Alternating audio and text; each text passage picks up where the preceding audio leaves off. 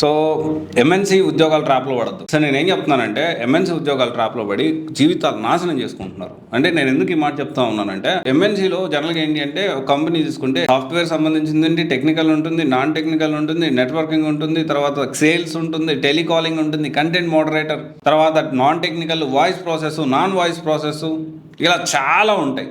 చాలామంది ఏంటి అంటే ఈ కొత్తగా ఫ్రెషర్గా కెరియర్ స్టార్ట్ చేసిన వాళ్ళు కాలేజెస్ కూడా దీంట్లో తప్పు ఉంది. కొన్ని కాలేజెస్ ఎంఎన్సీ కంపెనీ అని అంటే వాళ్ళ పోస్టులు వేయించుకోవడానికి సో ఈ ఎంఎన్సీ కంపెనీలో ఇంతమంది మా కాలేజ్ నుంచి ప్లేస్ అయ్యారు అని చెప్పుకోవడానికి voice process, non voice process దేంట్లో పడి దాన్ని చూసేస్తూ ఉంటారు. Which is not at all correct. అందుకని నేను ఏమంటున్నానంటే ఎంఎన్సీ టాప్లో పడద్దు. సో జాబ్ ఏంటి, కంపెనీ తీసి పక్కన పెట్టండి, నీ జాబ్ రోల్ ఏంటి, నువ్వేం చేస్తున్నావు, అది నువ్వు జాయిన్ అయ్యే జాబ్ ఇప్పుడు సరే స్టార్టింగ్ ప్యాకేజ్ 3 లక్షలు, నెలకు ఒక 28,000 30,000 ఇస్తారు. తర్వాత ఫ్యూచర్ ఉందా లేదా, 5 years డౌన్ ద లైన్ దీన్ని రీప్లేస్ చేస్తా లేదా, ఇవన్నీ ఆలోచించకుండా వెళ్ళిపోయి ఎంఎన్సీ చూసి అది వాళ్ళు ఇచ్చే క్యాప్ ఫెసిలిటీ చూసి వాళ్ళు ఇచ్చే ఇమ్యూనిటీస్ అది చూసి అబ్బా ఊహా అనుకొని జాయిన్ అయిపోతే ఫ్యూచర్ ఉండదు.